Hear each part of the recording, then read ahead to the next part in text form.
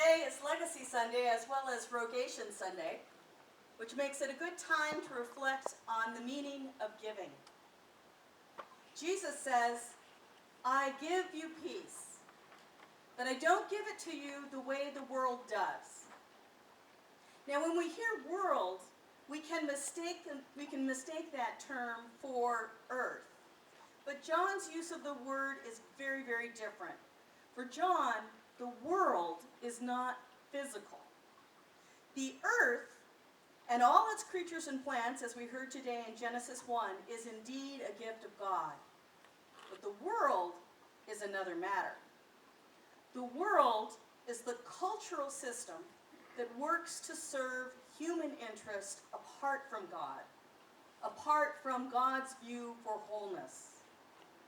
It replaces God at the center of life with greed and lust for power. The world is pervasive, touching every aspect of our lives, seeking our unquestioned allegiance. It's a top-down, trickle-up system that cloaks itself with youth and beauty, and consumerism is its central strategy. It appeals to our most selfish, shallow appetites and immediate gratification. And so how does the world system give? Well, mostly it gives to get, and mostly it sells. Bait and switch is its favorite tactic. For instance, offering us sex and giving us toothpaste, promising us happiness and handing us a greasy Big Mac, addicting us to cheap gas at the pump while pouring pollution and excess CO2 into the air, and always, always, always demanding that we be young, thin, and beautiful. It also sells security in exchange for freedom, and the poverty of the many in exchange for the wealth of the few, while selling us on the necessity of a few jobs at any cost. Now, we're told in our deep story that it was not so in the beginning. In our Genesis reading, we get a glimpse of how God gives, creating everything to be in symbiosis, a state of mutual care and generosity, everything working together to allow all to flourish. See, says God in Genesis, I love that little verb, see, see, open your eyes, see, I have given you. See, I have given you everything, everything you need. Given not just us, but the animals, a crazy abundance of seed-bearing and fruit-bearing plants, grasses, grains, every green plant. And this kind of abundant giving keeps on giving. It seeds itself. It is a legacy of life that renews and regenerates. We breathe out CO2, the trees take in the CO2 and breathe out oxygen. It's incredibly elegant. And not only does the system self-renew, it develops and evolves in complexity and diversity of species. Even the relationship between prey and predator elegantly supports the whole ecosystem. The scriptures also say that in the end, we will return to that state of balance and wholeness. In our reading from Revelation today, we do not exactly return to the garden, but the great city of God itself takes on the quality of a garden as it comes to earth, with a sparkling river of life flowing right through the center of the city, through the great tree of life, whose leaves are for the healing of the nations. And yet, here we are, in the middle of the beginning and the end, when the ways of God's goodness on earth and the ways of the world are both in operation, but not in harmony. In fact, the world seems to be doing a pretty fine job of undermining the gift of creation. The lovely passage we have today from Revelation comes at the very end of the book, But what precedes that final image of peace and glory is devastation, violence, and hunger that give the word apocalypse its power. Revelation is a tale of conflict between good and evil, and the battle rages for the better part of 20 chapters. And so we pick up the paper and see the anguished faces of Syrians in Aleppo as their city is bombed and burned and besieged. We wonder when terrorists or extreme governments will assemble the technology and resources to create and deploy nuclear weapons. We learn that last year was the hottest year ever on planet Earth, and that dozens of species are going extinct every day. And in our own county, homelessness, unemployment, and addiction persist at alarming levels. Which brings me back to the peace that Jesus offers us today. Peace I give to you. What on earth could he be talking about?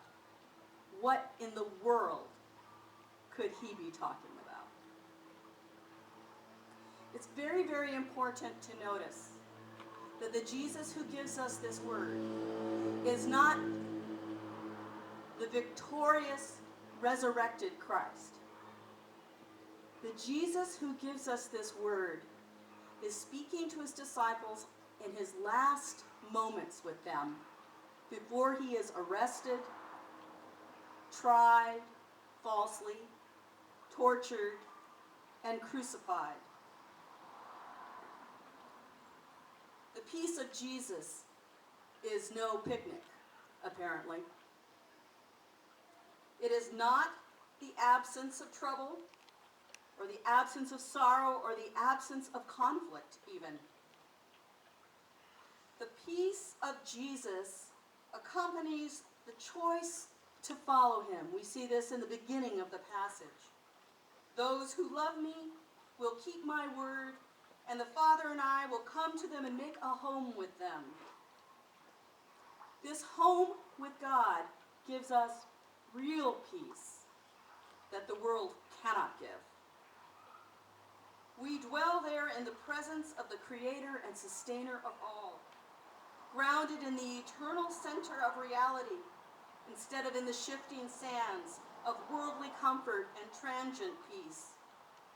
This inner home with God orients us, empowers us, and makes it possible to find our way forward in faithfulness and in joy, despite the grim hegemony of the world.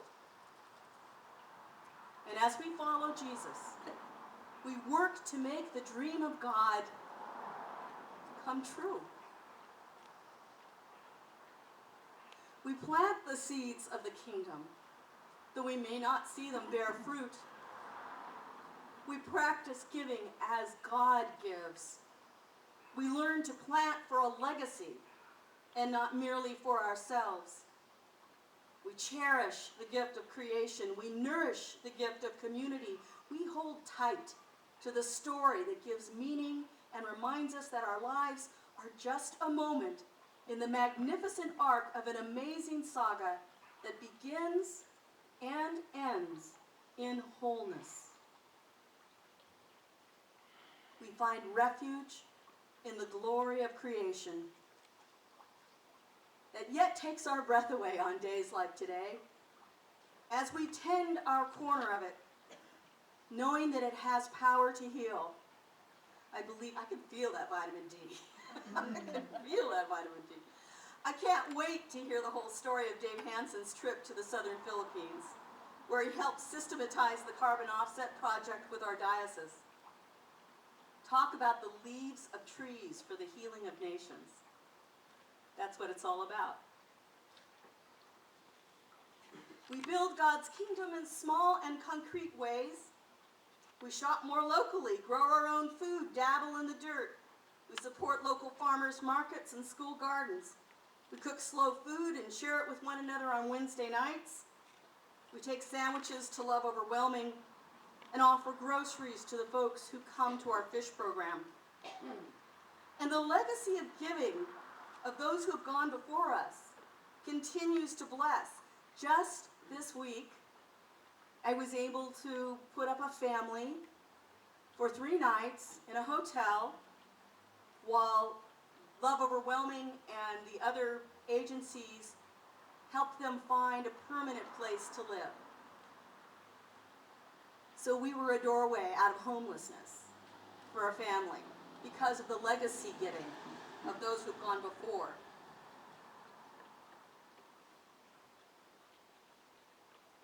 I used to think that Rogation Day was quaint. Now I see it as a warrior's rally, a call to create a subversive culture of respect for Earth, her creatures, and one another. Our war is not like the world's war. We make our war with joy and tenderness, love for old and young, reveling in beauty, cherishing one another, and especially the poorest among us, laughing at the silliness and emptiness of the world, and turning from its false promises together to sing another song of resurrection. We do not wage this war on our own or by our own power. The vast, eternal power of God that made this glorious blue marble is still at work from the beginning and will still be at work all the way to the end. In fact, it draws us toward that end. We live toward that end of wholeness. Our faith proclaims that end to be one of healing leaves, sparkling rivers, and humanity ordered by the vital energy and light of God's love. Now, I have no idea how we will collectively get there from here, but I have absolute confidence that we make a start by choosing to follow Jesus, choosing to love, and building a legacy on the solid foundation of care for the earth and generosity toward one another. Thanks be to God. Amen. Amen.